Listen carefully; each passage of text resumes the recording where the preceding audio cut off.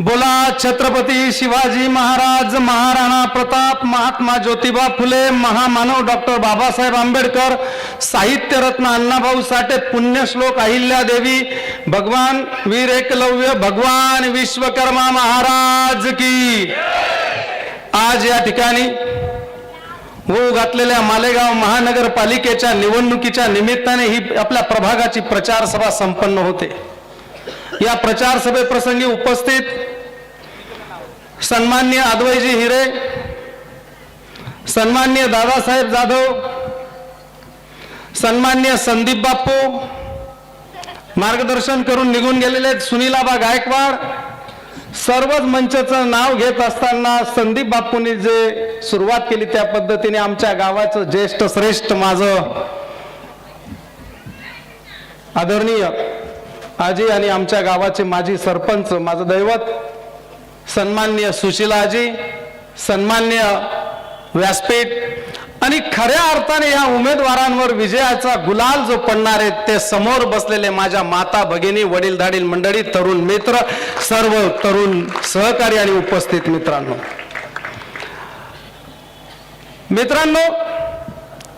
शहरातली जनतेतलं वातावरण, भारतीय जनता पार्टीच्या कार्यकर्त्यांमधला उत्साह आणि आजची ही प्रचार सभा, इथली उपस्थिती, हे सर्व जर बघितलं तर येणाऱ्या 15 आणि 16 तारखेला या प्रभागातले हे चारही उमेदवार निवडल्याशिवाय राहणार नाही, ही साक्ष या ठिकाणी ही उपस्थिती देते। आबा भाड्याची उपस्थिती आणि उत्स्फूर्तपणाने आलेली उपस्थिती आणि त्यांचे चेहरे हे लक्षात येतात। ही सगळी उत्स्फूर्तपणाने आलेली उपस्थिती आहे, म्हणून या ठिकाणी भारतीय जनता पार्टीचा विजय झाल्याशिवाय राहणार नाही। भाड्याने आणायची गरज आपल्या पार्टीला आणि आपल्या ह्या प्रभागातल्या उमेदवारांना पडली नाही, ही सगळ्यात मोठी गोष्ट। मित्रांनो, निवडणूक कुठलीही असू द्या, मतदानाला सामोरं जात असताना थोड्या 2-4 गोष्टींचा विचार करायचा आहे। उमेदवार कोण, कोणत्या पक्षातून उमेदवारी करत आहे, त्या पक्षाचे नेते कोण, त्या पक्षाच्या जनकल्याणकारी योजना आणि ध्येय धोरण काय, या सगळ्या गोष्टींचा विचार करून मग मतदानाला समोर जा। आणि मागच्या वेळेला आपण कोणाला संधी दिली, त्या संधीची त्यांनी काय बोंब पाडली, काय दिवे लावले, आपल्यासाठी किती चांगले काम केले का स्वतःसाठी काम केले, या सगळ्या गोष्टींचा सारासार विचार करून मग आपला पवित्र मतदानाचा आशीर्वाद त्या उमेदवारांना द्यायचा आहे। आणि म्हणून ही सगळी जर परिस्थिती बघितली तर आपले हे उमेदवार, इथली परिस्थिती थोडक्यात थोडीशी सोडा, पण सगळ्या प्रभागांमधले जर उमेदवार बघितले, त्यांचं आर्थिक साम्राज्य संगमेश्वरचं कॅम्पातलं इकडचं जर बघितलं तर ही निवडणूक धनशक्तीच्या विरोधात जनशक्तीची, समोर बसलेल्या या शक्तीची निवडणूक, ही निवडणूक श्रीमंतीच्या विरोधात गरिबाची निवडणूक, ही निवडणूक हुकुमशाही आणि गुंडगिरी दादागिरीच्या विरोधामध्ये लोकशाही आणि नम्रतेची निवडणूक आहे। जे संदीप बापूंनी या सगळ्यांनी सांगितलं त्याच्या या तुमच्या आमच्या स्वाभिमानासाठी आणि स्वातंत्र्यासाठी आणि याच्यासाठी ही निवडणूक। आणि म्हणून या निवडणुकीला सामोरं जात असताना या सगळ्या गोष्टींचा विचार या ठिकाणी करायचा। काही 2 दिवसापूर्वी माझी नेते आणि माझी मित्र संदीप बापूने पाहुणा सांग, पण मला मामा या ठिकाणी येऊन गेले। त्यांनी त्या ठिकाणी 2 दिवसापूर्वी भाषणामध्ये सांगितलं की युतीलाच पहिले पदाधिकारी तयार होते, पण या नवीन आलेल्यांनी ही युती होऊ दिली नाही म्हणे। ही गोष्ट खरी आहे, युती होऊ दिली का नाही होऊ दिली, कोणाची काय भूमिका, तर या भारतीय जनता पार्टीचे प्रभारी निवडणूक अध्यक्ष सन्माननीय दादासाहेब या ठिकाणी आहे। मी माझी भूमिका ठेवली, युती झाली पाहिजे, पण ती सन्मानाने झाली पाहिजे, ती समसमान झाली पाहिजे। आणि तुमच्यामध्ये जर मनाचा मोठेपणा असेल तर या भारतीय जनता पार्टी, मी ते अपक्ष लढणू, मनावर ते चाराना उपकार नाही निवडणूक, पण तुमच्यावर डोंगरा एवढे उपकार आहे। आणि या भारतीय जनता पार्टीने तुम्हाला या निवडणुकीमध्ये मोलाची साथ दिली, म्हणून 1-2 जागा जास्त द्या, नका जास्त देऊ, समसमानता झाली पाहिजे, सन्मानात झाली पाहिजे, काय म्हणणे आपण. पण ती युती होत असताना अशा प्रकारची युती की तुम्हाला 5 जागा घ्या, 7 जागा घ्या, इथल्याच देईल तिथल्याच देईल, हे बिचारे बाबडे जायचे. ही युती सन्मानाने नव्हती आणि समसमान नव्हती. मी सांगितलं होतं की समसमान करा, प्रत्येक वार्डामध्ये 2-2 जागा द्या. जर युती अशा पद्धतीने होत असेल तर करा. 8 दिवस हा सगळा घोळ चालला आणि मग मला माझी भूमिका मांडावी लागली की अशा प्रकारची युती होत असेल तर मी या निवडणुकीमध्ये कुठलेही भाग घेणार नाही आणि कुणाच्याही स्टेजवर जाणार नाही, मी तटस्थ राहील. म्हणून मी अशी भूमिका घेतली. म्हणजे ही युती म्हणजे काय, तुम्ही भिकेसारख्या जागा देतात का? अरे भिकेसारख्या जागा घ्यायला हा बंडू काका तयार नाही. बंडू काका ना कभी रुका है, ना बंडू काका कभी किसी के सामने झुका है, ना कभी थका है. बंडू काका हमेशा खुद के दम पर सबसे लड़ा है. बंडू आणि म्हणून मला ही युती मान्य नव्हती. ती युती सन्मानात झाली असती तर निश्चित ह्या गोष्टी तुम्ही जनतेसमोर मांडा ना, तुटलं कोणाकडून. आणि म्हणून या युतीला मी त्या ठिकाणी विरोध केला आणि माझ्या बरोबर सन्मान्य आबा असतील, सन्मान्य सुनील गायकवाड असतील, यांनी त्या ठिकाणी विरोध केला. कारण मी ज्या पक्षात जातो, ज्याच्या बरोबर राहतो, त्याचं अस्तित्व, त्याचा स्वाभिमान हा जोपासणं हे माझं कर्तव्य आहे. 5 आणि 6 जागा भिकेसारख्या घेऊन त्या निवडणुकीला काही अर्थ नाही. आणि जर घेतल्या बी त्या 6-7 जागा तुम्ही दादा, तर नांदगावला काय झालं, बरोबर दुसरे डमी उमेदवार उभे करून पाडून टाकले असते तर 7 पैकी 2 आणि 3च राहिल्या असत्या. त्याच्यापेक्षा डंके के चोट पर 20च्या 20 जागा लढा, त्याच्यापैकी 10-15 तर आल्याशिवाय राहणार नाही. मग तुमची 4 आणि 7 जागेची भीक घेऊन तिथे आणखीन तुम्ही जर उलट सुलट केलं तर त्यापेक्षा कशाला तुमचं. आणि भविष्यात तुम्ही सांगाल शिंदे सेनेची साथ होती म्हणून बीजेपीला निवडणार, आणि मला ते नको होतं. रुबाबात जे असेल ते आपल्या बलबुतावर आल्या पाहिजे आणि स्वाभिमानाने जागा घेतल्या पाहिजे, या भावनेतनं मग मी त्या नाकारल्या. जर चांगल्या पद्धतीने जर समसमान केल्या असते आणि भावना चांगल्या असल्या तर निश्चितपणाने युती झाली असती. नांदगाव सारखी प्रचिती आणि प्रतिमा या ठिकाणी झाली असती, बरोबर घेऊन पाडून टाकले असते. हे सगळे समजणे वालों को इशारा काफी आहे. नांदगावला तेच प्रकार त्यांनी केला म्हणून इथे युती होणं निघालं. म्हणून आज ही युती जरी होऊ दिली नसेल तर कळत न कळत मी भारतीय जनता पार्टीचा स्वाभिमान जोपासलेला आहे, रुबाब जो कसला आहे, भारतीय जनता पार्टीचा वार्डामध्ये कार्यकर्ता उभा केलेला आहे. ही निवडणूक कार्यकर्त्यांची असते. या विरू दादा 5-5, 6-6 वर्षापासून हे कार्यकर्ते वार्डांमध्ये काम करतात. ही कार्यकर्त्यांची निवडणूक आहे आणि आपण युती करून घ्यायचं तर यांनी काय करायचं, यांनी यांचं बल आणि ताकद कधी आजमावायची. म्हणून कार्यकर्त्यांना संधी दिली पाहिजे सगळ्यांना, सगळ्या वार्डांमध्ये, आणि त्या भावनेतनं मी या ठिकाणी निवडणूक दिली. माझे दुसरे मित्र ते या ठिकाणी म्हटले की मागच्या निवडणुकीला हा उमेदवार पडला आणि मुंबईला गेला, 7 वर्ष आला नाही, पैसा कमवला आणि डायरेक्ट कसा उभा राहिला आणि हा उमेदवार होऊ शकतो का. भाऊ, मागच्या निवडणुकीला तू पडला ना, तेव्हा तुझ्या मागे हा बंडू काका उभा होता म्हणून तू निवडला. या निवडणुकीला बंडू काका आता तुमच्यावर, जर बंडू काकांनी त्यावेळेला थोडीशी कांडी पिळली असती तर तुमची दांडी नाही त्रिफळा उडला असता, हे तुम्ही लक्षात घ्या. बंडू काका आज त्यावेळेला तुमच्या बरोबर होता म्हणून तुम्ही निवडला.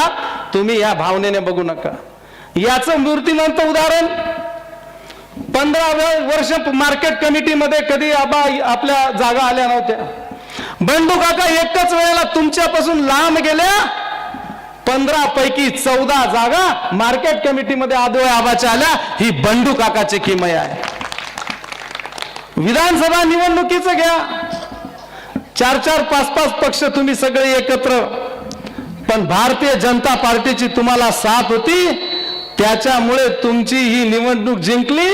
नाहीतर तुमची निवडणूक ही भारतीय जनता पार्टीची आणि ती थोडीशी करामत जर तुम्हाला नाही राहिली असती तर तुमची निवडणूक ही उलटी आणि पलटी झाली असती, हे विसरू नका. आणि म्हणून पमू दादा गेला, निवडून उभा राहू शकता. अरे प्रमोद दादाचा माझ्या भावाचा मला अभिमान आहे. पडला पण रडला नाही, थेट लढला, त्याच्या जोमाने मुंबईला गेला आणि खानदानी पारदर्शक विमानतळाचं क्वालिटीचं काम, तुमच्यासारखं असं भ्रष्ट काम नाही, क्वालिटीचं काम करून 2 पैसे कमवला आणि स्वतः बरोबर दुसऱ्यांचाही फायदा केला. पाटण्याचे बी असतील, पाटण्याचे असतील, वजरखेड्याचे असतील, डोंगराळ्याचे असतील, वाक्याचे असतील, अशा गरिबांचं कल्याण केलं तुम्ही. तुमच्या बरोबर ह्या 9 वसाहत मधले 25 वर्षापासून धावणाऱ्या एखाद्याचं कल्याण तरी केलं का? काय त्या नंदू शिंदेची अवस्था. तुम्ही तुमचं कल्याण केलं आणि बाकीच्या सहकाऱ्यांची भिवंडी केली, हे तुम्ही विसरू नका. पमूदादानी आणि पमूदादा तिकडे जरी होता तरी 10-10, 5-5 दिवसांनी यायचा. तुला माहिती नाही 9 वसाहत मध्ये पमूदादा किती घुसला.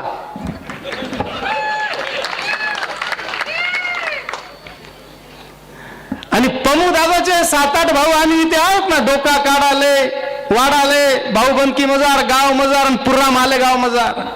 सुनील आबा सांगत होते काही गोष्टी. बंडू काका जे कोणी करत नाही ते बंडू काका करून दाखवतो, अशा प्रकारचं काम आपण केलेलं आहे. 5-5 पेपर भरून माझे केलेल्या विधायक कामाचे तुमच्याकडे पुरावे आलेले आहेत. आणि म्हणून अशा पद्धतीने असा भाऊ त्याचा आहे आणि म्हणून तुम्ही चिंता करायचं काम नाही. आणि काही सांगतात पमू गया का कोणाकडे जाशात, मग कोण येईल तुमले निवडणूक संपल्यावर, मग बंडू काका कदा मरी चालणार. अहो बापशे नाही ते. अरे तुमच्याकडे सत्ता असून जे जनतेसाठी जे तुम्ही काम केलं नाही, बिगर सत्तेचं या बहादरनी काम केलेलं, याचा साक्षीदार पूर्ण तालुका आणि जिल्हा आहे.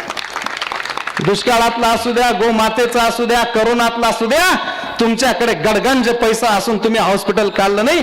शेकडोने 500-700 लोकांना अल्प दरामध्ये जीवनदान देण्याचं काम केलं. माझ्या कामामध्ये पावित्र्यता होती. 3-3 लाख रुपये भरून करोनामध्ये काही काहींचं कुंकू हरवलं, काही काहींचं पोट हरवलं, काही काहींची पाठ हरवली. या बंडू काकाने 18-19चा स्कोर असताना 30,000च्या पुढे बिल गेलं नाही, एकही परमात्माच्या घरी गेलं नाही. कारण जिथे सच्चाई आहे तिथे परमेश्वराचा आशीर्वाद असतो. याचं मूर्तिमंत उदाहरण म्हणजे माझं राम रहीम हॉस्पिटल. अशा अनेक गोष्टींच्या माध्यमातून हे काम केलेलं आहे. आणि म्हणून कुठे जाईन काय जाईल म्हणून मी सांगू इच्छितो. आणि आम्ही कधी कोणाच्या निवडून आमदारकी असू द्या, आत्ता असू द्या, समोरच्या एका कार्यकर्त्याच्या घरी भेटायला गेलो नाही, एका नेत्याला नाही, आणि कोणाला त्यांच्या पॉम्पलेट्स घेऊन फिरणाऱ्यांना बोललो नाही. हा आमचा खानदानीपणा आहे. नाही तर तुझ्याकडे पायी घिसू कशा, मग तू पमू गेल्यानंतर मग कोण राही इथे. अरे तुम्हीच माणसं काही नाडकं हाकतस का, आम्ही तर काहीतरी खात असू का नाही. का रे बाप, अरे असं नाही. काही न्यायनीती आहे का नाही. निवडणूक लढायची तर लोकशाही मार्गाने लढायची. तुम्ही लढवूया. माझ्या बापाची शपथ, माझ्या जगदंबेची, प्रभू रामचंद्रांची शपथ, मी एकाही कार्यकर्त्याला त्यांच्या कोणाला विधानसभा निवडणुकीत त्यांच्या घरी बी गेलो नाही, कोणाला सांगितलं बी नाही, कोणाला दम बी दिला नाही, आणि कोणाला हे करून ते करून पाहिलं बी नाही. मी लोकशाही मार्गाने खानदानीपणाने निवडणूक लढतो. लढा.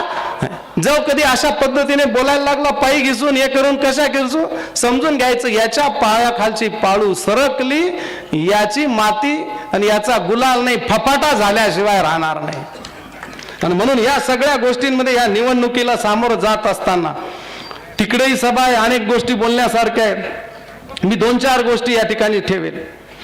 की महानगरपालिका म्हटली की वॉटर, गटर, मीटर, घर, शिक्षण, आरोग्य आणि स्वच्छता, या माझ्या मायमापांच्या सगळ्यांच्या दैनंदिन जीवनातल्या ह्या रोजच्या ज्या गोष्टी आहेत, सकाळी उठल्यापासून माता भगिनींच्या, पाण्यापासून, स्वच्छतेपासून, दिवाबत्ती, वीज बिल, मीटर पासून, तर या सगळ्या गोष्टींचा सरळ सरळ संबंध हा महानगरपालिकेशी असतो.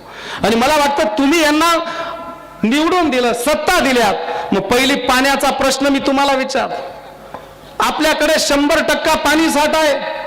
गिरणा डॅम भरलेला आहे, चनकापूर भरलेला आहे, तळवडा तलाव भरलेला आहे. हे सगळं असताना तुम्हाला रोज पाणी पुरवठा होतो का? तुम्हाला 2 दिवसाआड पाणी येतं. थोडीशी तांत्रिक हे झाली की 7 दिवस पाणी येत नाही. मग एवढी सगळी तूट का आहे? बाकीच्या शहरांमध्ये रोज पाणी येतं. काय येतं? तर सुनील आबांनी या ठिकाणी सांगितलं जाता जाता की मी आणि त्यांच्या एका नगरसेवकांनी 5-6 जलकुंभ उभे केले. मग तुम्ही 20 वर्षापासून सत्तेमध्ये आहेत, मंत्रालयामध्ये बी आहेत, नगरपालिकेमध्ये आहेत, मग तुमच्याकडे काय व्यवस्था आहे की पाणी 100% पावसाळा आहे, हिवाळा आहे, भरभरून पाणी पडलेलं आहे, धरणं फुल आहेत, मग का तुम्ही माझ्या या जनतेला रोज पाणी पुरवठा करू शकत नाही? याचा अर्थ तुम्ही अपयशी ठरलेला आहात. तुम्ही जर तुमच्या या 5-10 वर्षाच्या कालखंडामध्ये जलकुंभ उभारले असते आणि जलवाहिन्या अजून उभ्या केल्या असत्या तर माझ्या माय बापांना रोज पाणी पुरवठा झाला असता. आणि त्याच्याही पलीकडे जाऊन तुम्ही तुमच्या नातेवाईकांना शिरपूरला फोन करा, धुळ्याला फोन करा, जळगावला फोन करा, नगरला फोन करा, सटाण्याला फोन करा, पाणीपट्टी किती आहे? महाराष्ट्रामध्ये सगळ्यात जास्त जर पाणीपट्टी असेल तर 2800 रुपये पाणीपट्टी मालेगाव महानगरपालिकेची आहे. आणि 12 महिन्याची पाणीपट्टी घेतात आणि 2 दिवसाआड पाणी पुरवठा करतात. मग जर दिवसाआड पाणी पुरवठा केला तर 6 महिन्याचा पाणी पुरवठा झाला. आणि 2 दिवसाआड पाणी पुरवठा केला तर तो 3 महिने पाणी पुरवठा झाला. मग 2 दिवसाआड पाणी पुरवठा येतो. मग ताई तुम्हाला किती? 3 महिन्याचा. मग तुम्ही 2800 रुपये घेतात कसले? मग तुम्ही 1400 रुपये 1 दिवसाआड आणि 2 दिवसाआड झालं 700 रुपये असे. मग तुम्ही ही जनतेची लूट नाही करत का? त्याच्याही पलीकडे जाऊन नाशिक सारख्या शहरामध्ये 300 रुपये पाणीपट्टी, 300 रुपये. क वर्ग नगरपालिका तुमच्या आपल्या मार्गनगरपेक्षा महाग आहे. 300 रुपये पाणीपट्टी झोपडपट्टीला 6 महिन्यासाठी, 600 रुपये 12 महिन्याची पाणीपट्टी आहे. अरे हे गरिबांचं शहर आहे. या गरीब लोकांनी तुम्हाला भरभरून आशीर्वाद दिले, तुम्हाला निवडून दिलं आणि तुम्ही यांचा खिसा कापतात 2800 रुपये घेऊन. विचारा नाशिकला सगळ्यांचे नातेवाईक आहेत. 1400 रुपये फ्लॅटला आणि 1200 रुपये फ्लॅटला आणि 1400 रुपये बंगल्याला. आपल्याकडे आपल्या घरांना 2800 रुपये दुपटीची पाणीपट्टी आणि 3 महिने पाणी पुरवठा होते. हा विचार तुम्हाला करायचा आहे. आणि म्हणून या सगळ्या गोष्टींचा विचार. घरपट्टीच्या बाबतीमध्ये आता संदीप बापू बोलत होता, रातमजार ठराव. ते जे नगरसेवक होते ते आपल्या वार्डाचे सन्माननीय उपमहापौर निलेशजी आहेर होते. त्यावेळेला स्थायी समिती त्या ठिकाणी अस्तित्वात नव्हती. उपमहापौर होते आणि यांनी त्या वेळेला त्या ठिकाणी एक स्थायी समिती जर राहिली तर अभाव टेंडर होत नाही, मर्यादा असतात. पण हे त्या ठिकाणी स्थायी समिती नसल्यामुळे सभापती नव्हता, तो ठराव होत नव्हता. हे उपमहापौर होते, यांनी सत्तेचा गैरफायदा घेऊन 2 दिवसासाठी प्रभारी सभापती झालेत आणि 8 कोटी रुपयाचा सर्वेक्षण तुमच्या आमच्या घरपट्ट्या वाढवण्यासाठी करून घेतला. 8 कोटी. अरे 8 कोटी म्हणजे किती झाले? आणि तुम्ही रोजगाराच्या भाषा करतात. अरे 8 कोटीपेक्षा जर तुम्ही जे घरपट्ट्या वसूल करतात त्या कर्मचाऱ्यांना जरी बरोबर घेतलं असतं, त्या घरपट्ट्या अशा बी वसूलच करतात. त्यांना जरी सांगितलं असं, त्यांच्याबरोबर जर 9 वसाहतमध्ये अनेक BE झालेले, डिप्लोमा झालेले सुशिक्षित बेरोजगार आहेत आपल्या गावामध्ये. या 10-12 पोरांना जर नोकरीला मानधनावर 15-20 हजार रुपये दिला असता तर त्यांना रोजगार बी मिळाला असता. आणि स्वस्तामध्ये 10 पोरं जर कामाला लावली असती या घरपट्टी वसुलींबरोबर 500 रुपयाप्रमाणे 5000 रुपये दिवसाचा त्यांचा पगार झाला असता. 10 दिवसाचे 50,000, महिन्याचे 1.5 लाख, 12 महिन्याचे 18 लाख. 2 वर्ष या 9 वर्षाच्या आपल्या सुशिक्षित बेरोजगारांनी जर सर्वेक्षण केलं असतं तर 36 लाखामध्येच हे सर्वेक्षण होणार होतं. तुम्ही 7.5 कोटीचा या जनतेचा डल्ला मारलेला आहे. तुम्ही याचं उत्तर आणि खुलासा करा. आणि रोजगाराच्या भाषा करतात आणि ते दिलं कुठे टेंडर? नागपूरला कोनबो कंपनीच्या यांना ते टेंडर दिलं, कोलबो कंपनीला. काय कारण? अरे तुमच्या मागे शेकडो पोरं 9 वसाहत मधून झेंडे घेऊन फिरतात. तुम्हाला मग यांचं रजिस्ट्रेशन केलं असतं, यांना टेंडर दिलं असतं. अर्ध तुम्ही खा, अर्ध वाटून तर खा.